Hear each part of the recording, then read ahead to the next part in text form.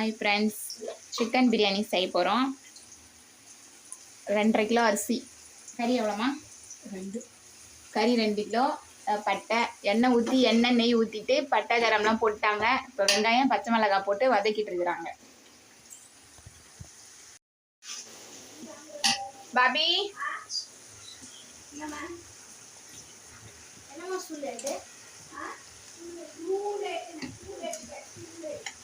வெங்காயம் வதங்கினோடனே இஞ்சி பூண்டு போட்டாங்க.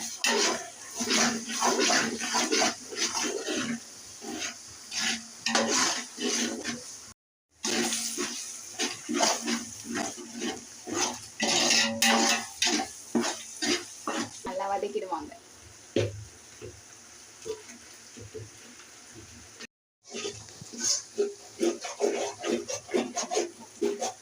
தக்காளி 1 கிலோ. இந்த பக்கம் சிக்கன் பிரியாணி, அந்த பக்கம் மட்டன் தொக்கு வச்சுக்கோங்க. ரெடியானோடனே காட்டுறேன். பாதி வேலை முடிஞ்சிச்சுங்க.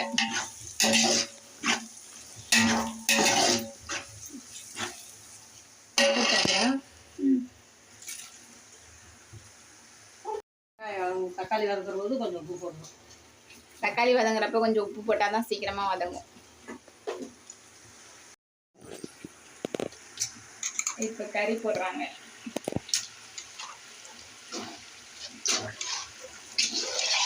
கறி எவ்வளோமா?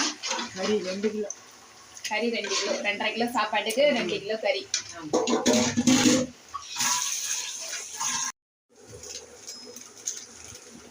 இப்போ கறி நல்லா வதங்கியாச்சு. வதங்கினதுக்கப்புறம் தனி மிளகாத்தூள் 50 கிராமில் பாதி 25 கிராம் வர மாதிரி போட்டுருங்க. தனியாத்தூள் பாக்கெட் 1. உங்களுக்கு எவ்வளோ காரம் தேவையோ அந்த அளவுக்கு போட்டு.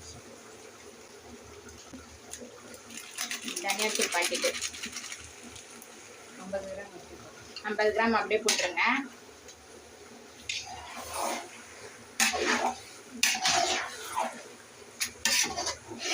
சில பேர் தனியாத்தூள் போட மாட்டாங்க, நாங்கள் போடுவோம்.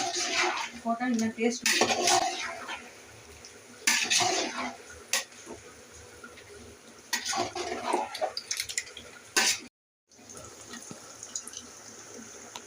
மசாலா போட்டோடனே முக்கால்வாசி தயிர். மசாலா போட்டோடனே கொஞ்சம் வதங்கினதுக்கு அப்புறம் 10 ரூபா பாக்கெட் தயிர் ஒரு முக்கால்வாசி ஊற்றுங்க.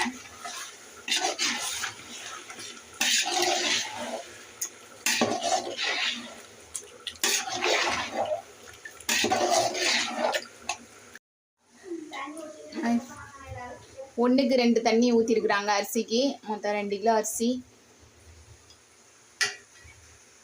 தண்ணி கொதி வந்தோடனே அரிசி போடணும். உப்பெல்லாம் கரெக்டாக இருக்குன்னு பார்த்துட்டு அரிசி போட்டு வேண்டியதான். ஒலை கொதி வந்தவொடனே அரிசி போட்டுடணும்.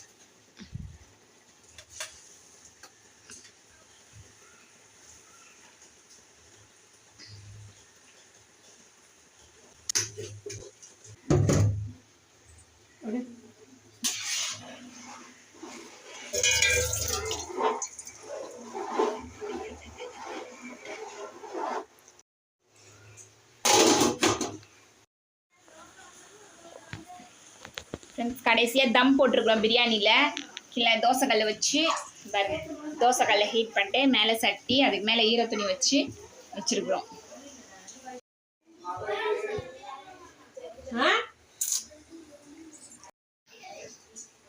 தம் போட்டாச்சு. தம் போட்டதை இப்போ பாருங்கள், பிரியாணி ரெடி ஆயிடுச்சு.